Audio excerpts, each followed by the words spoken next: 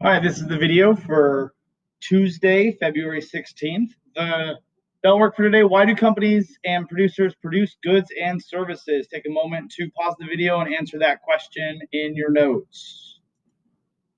All right, why do companies and producers produce goods and services?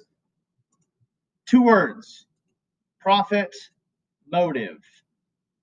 Okay, everybody's trying to make money. That's the goal. We're all trying to make money in this life. Companies are trying to make money, and that's why they produce goods and services. So demand drives supply. If you own a company and you want to produce something that people are going to buy, you better pay attention to the demand. If there's demand for that product, then you make it. If there's not, then you don't. Demand will always drive supply. So supply is the various quantities of a good or service that producers are willing and able to sell at all prices at a particular time. Now, if you remember, that is very similar to the demand one. You don't need to write this one in your notes, but in demand definition, the various quantities of a good or service that consumers are willing and able to buy at a different price at a particular time, it's exactly the same definition. The various quantities of a good or service that producers are willing and able to sell at all prices at a particular time. So we're just taking the demand definition and we're changing changing consumers to producers, and we're changing buy to sell. And there we have our definition. It's exactly the same otherwise. Remember, willing and able to sell at all prices at a particular time. So the law of supply is going to be inverse from the law of demand. Remember, the law of demand, as price goes up, quantity demanded goes down. Well, in this case, as price goes up, quantity supplied goes up as well. And as price goes down, quantity supplied goes down. This is the opposite of the law of demand. So why? Why is this the case? Well, let's use maybe work as an example. So if you have a job, where do you work? Answer that in your notes.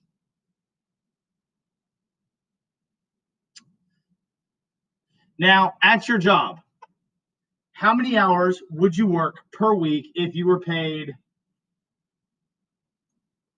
$5 an hour, $7.50 an hour, $10 an hour?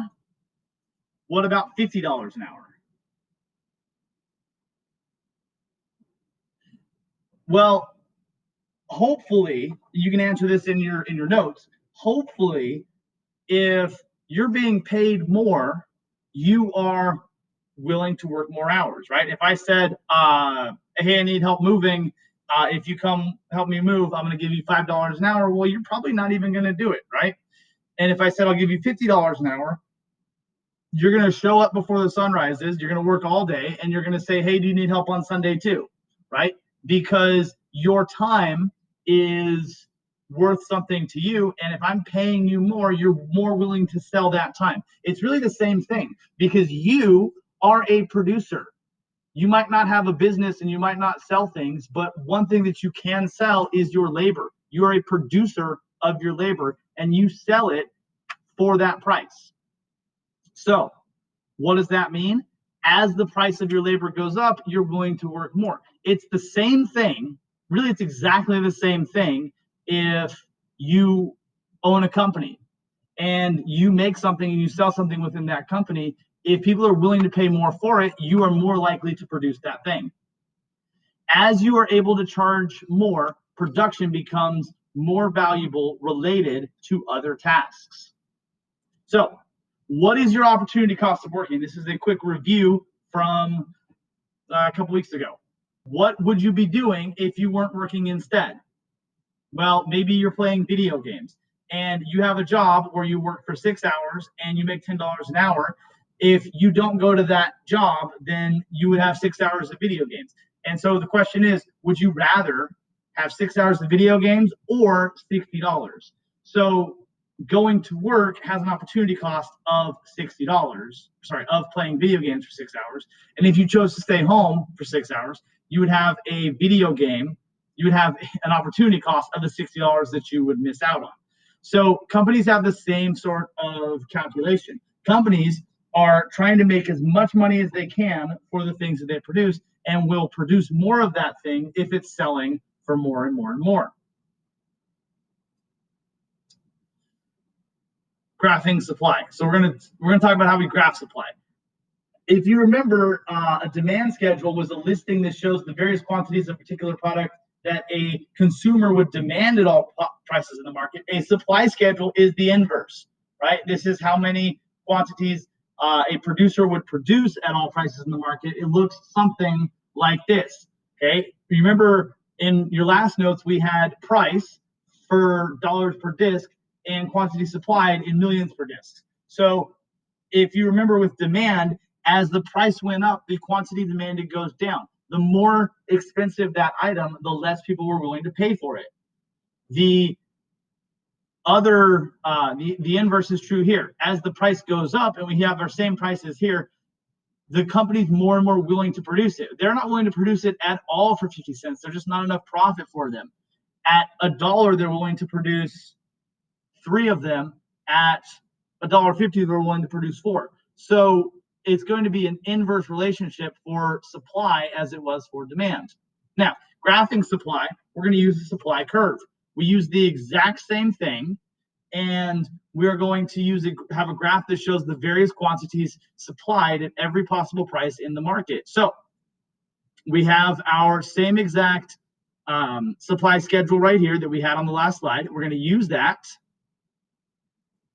to do our supply curve. And our supply curve is always going to slope up.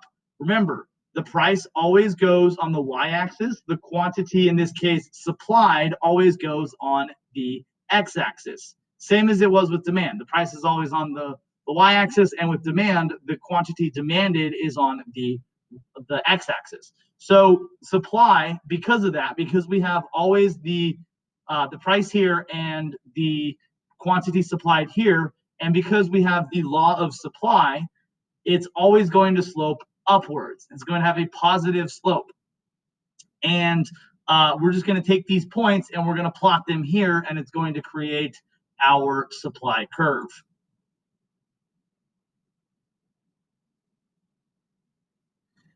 Now, if the supply curve is a graph that shows the various quantities supplied at every possible price in the market, the market supply curve is the supply curve that shows the quantities offered at various prices by all firms that sell the same product in a given market. So just like last week I said that that Porsche doesn't care whether I demand a Porsche, but there is a market demand for Porsche. It's the same thing in reverse.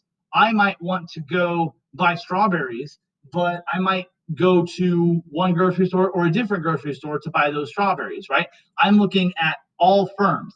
And the market supply curve shows basically what all different grocery stores are willing to sell, what prices they're willing to sell strawberries at, or what all different cell phone manufacturers are willing to produce cell phones at.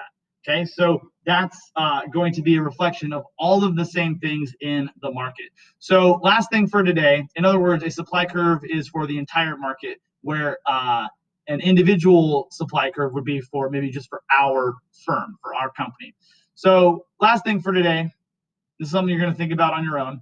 Explain how you have seen the concept of prices affecting supply in the real world. This is where if prices go up, more companies supply it. And if prices go down, less companies supply it. I have some in my mind, but I want to see what you can come up with.